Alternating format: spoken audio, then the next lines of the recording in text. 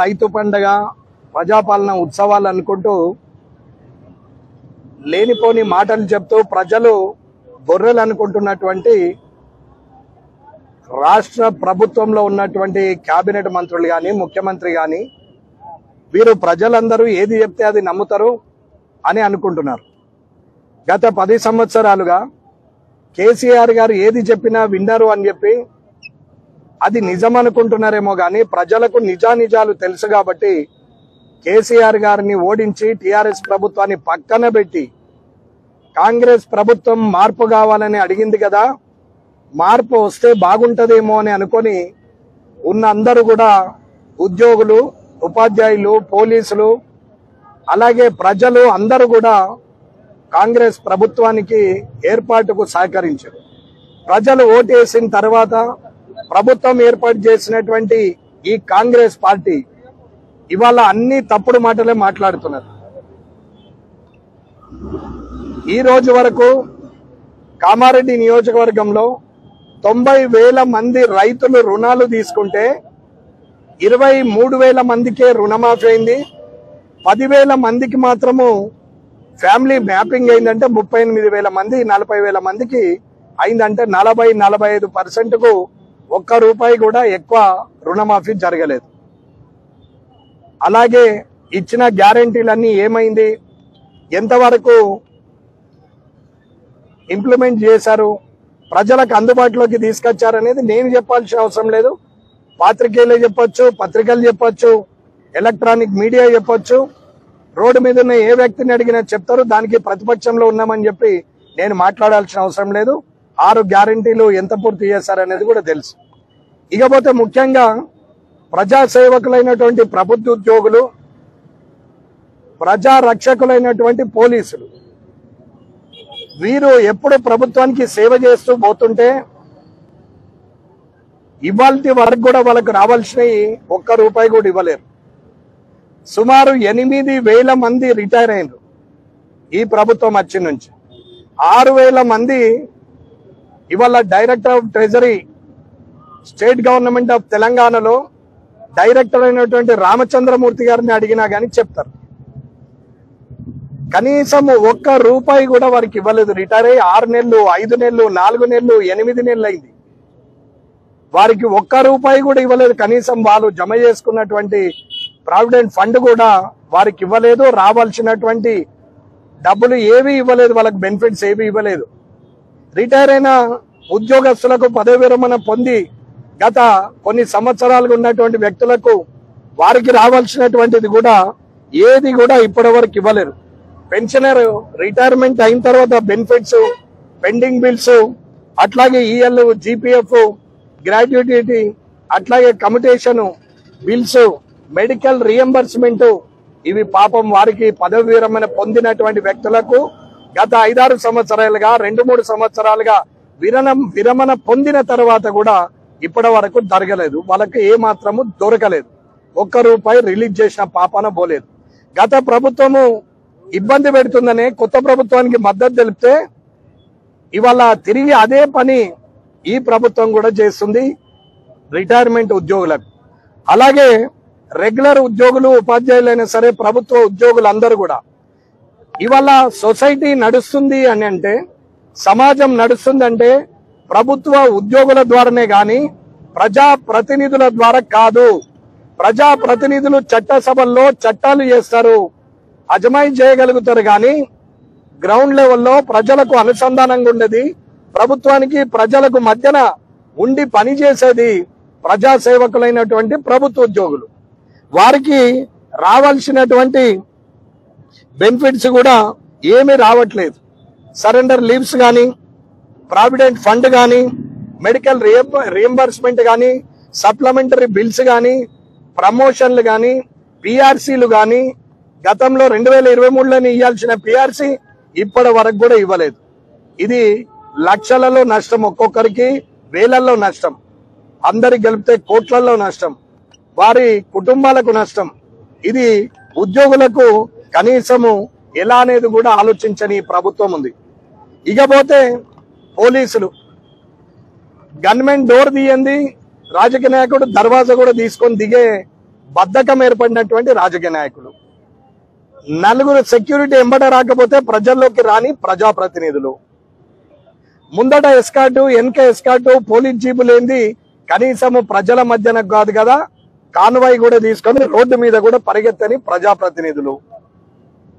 ఇవాళ ఏ పని కావాలన్నా, వారికి రక్షణ కావాలన్నా, ప్రజలు గుండె మీద చెయ్యేసుకొని నిద్రపోవాలన్నా, మధ్యరాత్రి మహిళ నడుచుకుంటూ వెళ్ళాలన్నా, ఏ ఇంటికి తాళం వేసి ఏ ఫంక్షన్ కు వేరే ఊరికి వెళ్ళాలన్నా నమ్మకం ఒక్కరి మీదనే, అది పోలీసుల మీద. ఆ పోలీసుల మీద ఉన్న నమ్మకంతోనే మనం నిశ్చింతగా ఉంటాం. ఇది నిజం, ఎవరు కాదన్నా ఎవరు అవునన్నా. అటువంటి పోలీసు వ్యవస్థకు కూడా ఇప్పటి వరకు సరెండర్ లీవ్స్ ఇవ్వలేరు. అంటే జీతంలో సగం, 3 నెలలకు 1, సంవత్సరానికి 3 ఇవ్వాలా. అంటే ఒకవేళ 1,00,000 రూపాయలు జీతం ఉన్నటువంటి కానిస్టేబుల్ లేదా 50,000 జీతం ఉన్నటువంటి, మినిమం చూసుకుంటే 50,000 జీతం ఉన్న ఒక కానిస్టేబుల్ కి 25,000 3 నెలలకు ఒకసారి ఇవ్వాలి. సంవత్సరంకు 75,000 రూపాయలు రావాలి. మినిమం 50,000 జీతం ఉన్న, అటువంటి 1,00,000 జీతం ఉన్న వాళ్ళు కూడా ఉన్నారు. అంటే 75,000 నుంచి 1,50,000 వరకు ఓన్లీ సరెండర్ లీవ్స్ రావాలా. టీఎల్ ట్రావెలింగ్ అలవెన్స్ రావాలా. ఎంత దుస్థితి అంటే పోలీసులు బందోబస్తుకు వెళ్తే, ఇప్పుడు అసెంబ్లీ 9 నాడు చాలా అవుతుంది, అసెంబ్లీకి బందోబస్తు పోయినా, లేదా ఇక్కడ వెంకటరమణారెడ్డి కామారెడ్డిలో అల్లరి చేస్తాడని అనుకున్నా, లేదా ఎక్కడైనా 2 రాజకీయ పార్టీలు గొడవపడ్డా అక్కడికి బందోబస్తుకు వెళ్లాల్సినటువంటి పోలీసులు ట్రావెలింగ్ అలవెన్స్ కూడా సొంతంగా జేబులోకి వెళ్లి పెట్టుకొని వెళ్లాల్సిన కర్మ ఉంది. అది సంవత్సరానికి 12 ఇవ్వాలా. గత 2-3 సంవత్సరాలుగా ఇప్పటికీ ₹1 వాళ్ళకి ఇవ్వలేదు. 24 నుంచి 36 ట్రావెలింగ్ అలవెన్స్ ఉన్నాయి పోలీసులకి.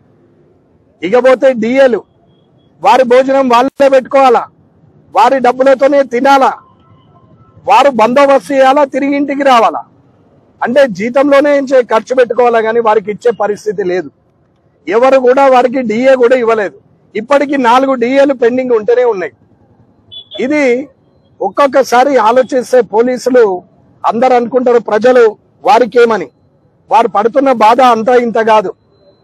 ఇవాళ టిఎస్పిఎస్ కానీ, అంటే ఇవాళ ఉన్నటువంటి బెటాలియన్స్ లో ఉన్న పోలీస్ కానీ, కానిస్టేబుల్ కానీ, ఏఆర్లు ఉన్నోళ్ళు కానీ, ఆక్టోపస్లు ఉన్నోళ్ళు కానీ, గ్రేహైండ్స్ లో ఉన్నోళ్ళు కానీ, వివిధ డిపార్ట్మెంట్లలో ఉన్నటువంటి అందరూ కానిస్టేబుల్లకు ఉన్నటువంటి దుస్థితి ఇది.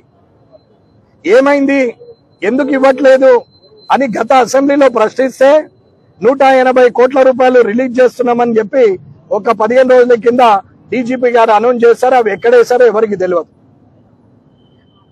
ఇవాళ మంత్రులున్న దగ్గర ఇవ్వద్దని నేను అనట్లేదు, కానీ ఇవాళ ప్రజల భద్రత కోరుతూ ప్రజలను రక్షించేటువంటి పోలీసులకు ఇంత దుస్థితి వచ్చింది. ఒక్కొక్క కానిస్టేబుల్ కి 1,00,000 నుంచి 1,75,000 రూపాయలు తక్కువ రావాలా, ఎక్కువలో ఎక్కువ 1,50,000 నుంచి 2,50,000, 3 లక్షల వరకు రావాల్సినటువంటి డబ్బులను ఇస్తలేరు. సుమారు ట్రెజరీ నుంచి ప్రభుత్వ ఉద్యోగులకు పోలీసులతో సహా కలిపితే కనీసం 4,000 కోట్ల రూపాయలు ప్రభుత్వం డ్యూ ఉన్నది. ఇది ట్రెజరీ వాళ్ళ నుంచి మీరు అడిగి తెలుసుకోవచ్చు. డైరెక్టర్ ఆఫ్ ట్రెజరీ తెలంగాణ రాష్ట్రానికి రామచంద్రమూర్తి గారు అని ఉంటారు, మీరు అడగచ్చు. అలాగే పదవి విరమణ పొందినటువంటి ఇంకొక 2.5 లక్షల మంది, వారికి కనీసం ఇంకొక 2,000 కోట్లు, అంటే సుమారు 6,000 కోట్ల రూపాయలు ఇవాళ పదవి విరమణ పొందిన వాళ్లకు, ఉద్యోగం చేస్తున్న వాళ్ళకి ఇవ్వాల్సినటువంటి సందర్భం. ఇవాళ ఉచిత పథకాలని చెప్పి ప్రజల్ని గొర్రెలను చేస్తూ ఓట్లు దండుకున్నారు. ప్రజలు ఆలోచించాలా.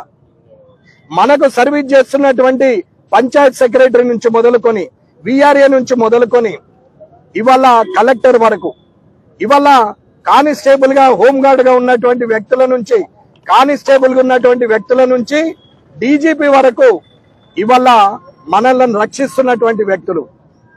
ఇవాళ ఇటువంటి వ్యక్తులను ప్రభుత్వం నిర్లక్ష్యం చేస్తున్నది.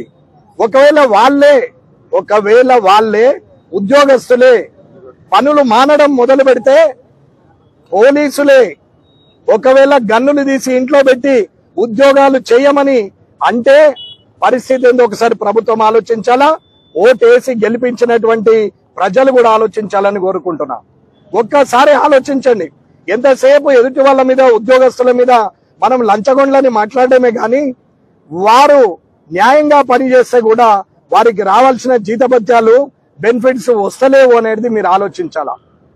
ఇన్ని సంవత్సరాలు, 60 సంవత్సరాలుగా ఏ రాజకీయ నాయకుడు ప్రజల తరపున ఏ రాజకీయ నాయకుడు కూడా ఉద్యోగస్తుల తరపున, పోలీసుల తరపున ధర్నా చేయకుండొచ్చు.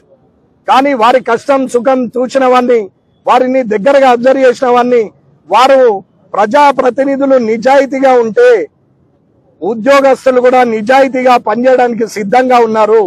ప్రజాప్రతినిధులు వారిని సక్రమంగా మర్యాదగా చూసుకుంటే వారు ప్రజల పక్షాన్ని నిలబడడానికి సిద్ధంగా ఉన్నారు. ఎన్ని కష్టాలు వచ్చినా, ఎన్ని బాధలున్నా ఇవాళ ఉద్యోగ నిర్వహణలో ఎలాంటి లోపం చేయకుండా ఇవాళ చేస్తున్నారు. లోపం జరుగుతున్నది అని అంటే అది ప్రజాప్రతినిధుల స్వార్థం వల్లనే జరుగుతున్నదని చెప్తున్నాం. ఈ రోజు పోలీసులకి ఇమ్మీడియట్ గా డబ్బులు రిలీజ్ చేయాలి, ప్రభుత్వ ఉద్యోగులకు రిలీజ్ చేయాలి. ప్రజా రక్షకులైన పోలీసులకు, ప్రజా సేవకులైన ప్రభుత్వ ఉద్యోగులకు, ప్రజా సేవ చేసి పదవీ విరమణ పొందిన ఉద్యోగస్తులకు డబ్బులు ఇమ్మీడియట్ గా చెల్లించకపోతే అసెంబ్లీ తర్వాత సెక్రటరియట్ ముందట నిరాహార దీక్ష కూర్చుంటా అని చెప్తున్నాను గౌరవ ముఖ్యమంత్రి గారికి. ప్రజలకు సేవ చేస్తున్నటువంటి ఉద్యోగస్తులకి ఏమీ చేయలేని మీరు రేపు ప్రజలకు చేస్తారని ఎలా నమ్ముతామనేది మొదటి ప్రశ్న. అన్ని పండగలు చేస్తూ, రైతు పండగ అంటూ రైతులను మోసం చేస్తూ, విద్యార్థి యువత వికాసం అంటూ విద్యార్థులను యువతను మోసం చేస్తూ ఇవాళ మీరు చెప్పిన మాటలు మీరు గుండె మీద చేసుకుంటే గత ప్రభుత్వం చేసినటువంటి తప్పిదాలకు ఇంకొక 2 ఆకులు ఎక్కువనే తప్పిదాలు చేస్తున్నారు తప్ప మీరేమీ మాట మీద ఉన్నది లేదు. ప్రజలు, జర్నలిస్టులు, ఉద్యోగస్తులు, పోలీసులు అందరికి కూడా మీరు మోసం చేస్తూనే ఉన్నారు. దయచేసి సక్రమమైన పాలన అందియాలని ప్రభుత్వానికి కోరుతూ, ఒకవేళ వీరికి అసెంబ్లీ పూర్తయ్యే లోపల చీఫ్ సెక్రటరీ గారు శాంతకుమార్ గారు, ఫైనాన్స్ సెక్రటరీ గారు రామకృష్ణారావు గారు, అలాగే డీజీపీ జితేంద్ర గుప్తా గారు ఇవాళ మీరు ముందుకొచ్చేది సరి అయిన నిర్ణయం తీసుకొని ముఖ్యమంత్రి గారితో కూర్చుండి కేబినెట్ మంత్రుల ద్వారా ఇది నిర్ణయం తీసుకొని అందరికీ డబ్బులు వేపిస్తారనే నమ్మకం ఉంది. మీ ఉద్యోగస్తులు, మీరు ఉద్యోగులే కాబట్టి మిమ్మల్ని నమ్ముకొని మీ కింద పనిచేస్తున్నారు. ఉద్యోగ సంఘాల నాయకులు ఎలాంటి వారో ఉద్యోగులకు తెలుసు, నేను అనాల్సిన అవసరం లేదు. ఉద్యోగ సంఘ నాయకుడిని అయితే నేను ఎమ్మెల్సీ కావచ్చనే ఆలోచన ఉంది తప్ప ఉద్యోగ సంఘాల నాయకులం కదా, మరి ఇంత డబ్బున్నది ఉద్యోగులకు ఇప్పిద్దామనే కించిత్ జ్ఞానం కూడా కనీసం ఉద్యోగ సంఘాల నాయకులకు లేదు. రేపు మీరు ఏదన్నా సమాధానం చెప్పడానికి సిద్ధంగా ఉన్నా ఉద్యోగ సంఘ నాయకుల గురించి మాట్లాడుతున్నా. ఉద్యోగస్తులందరూ కూడా ఆలోచించుకోవాలా, నిర్ణయం తీసుకోవాలా, ప్రజలందరూ దీనికి మద్దతు తెలిపాలా. అసెంబ్లీ ముగించే లోపల ఈ డబ్బులు ఉద్యోగస్తుల ఖాతాలో జమ కాకుంటే, పోలీసుల ఖాతాలో జమ కాకుంటే ఖచ్చితంగా నిరాహార దీక్ష మొదలు పెడతాం. అది ఆమరణ దీక్ష కూడా పోతుంది. అది దయచేసి చెయ్యాలా. ఏదో వెంకటరమణారెడ్డి డిమాండ్ చేస్తే మేము వేసినాము అని చెప్పుకోవడానికి నేనేమి రెడీగా లేను. నేను కూడా మీకు పాలాభిషేకం చేస్తా. ముఖ్యమంత్రి గారికి అందరూ కూడా కల్తీ నీళ్లు పోసి, మినరల్ వాటర్ కూడా కాదు, పాలల్లో నల్ల నీళ్లు పోసి వారు పాలాభిషేకం చేస్తారు. నేను 100% బర్రె నుంచి పితికిన పాలు తీసుకొచ్చి ఆ పాలతోనే మీకు పాలాభిషేకం చేస్తాం. ఆ credit goes to only Revanth Reddy and cabinet ministers అనే నేను చెప్తున్నా. మీరు మీ స్వార్థము చూసుకోకుండా వారికి న్యాయం చేయాలని చెప్పి నేను ప్రజల తరపున, ఉద్యోగస్తుల తరపున, పోలీసుల తరపున నేను మాట మీద ఉండడానికి సిద్ధంగా ఉన్నా. మీరు కూడా వారికి డబ్బులు వేయడానికి ముందుకు వస్తారని నమ్ముతున్నా. జై హింద్, జై భారత్, జై తెలంగాణ.